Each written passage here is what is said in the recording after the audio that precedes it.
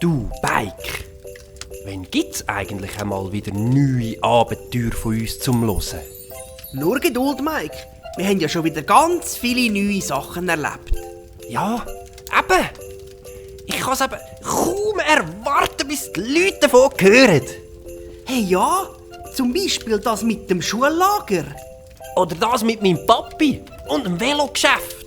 Genau. Oder der gefährliche Gipshang. Aber Mike, ich glaube, wir sollten noch nicht zu viel verraten.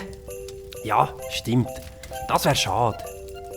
Jetzt über die Festtage hätten wir ja dafür super Zeit, um sich einen feinen, warmen Tee zu gönnen, sich einzukuscheln und nun einmal die alten Folgen zu hören. Super Idee, Mike. Das mache ich heute Abend gerade. Klaro?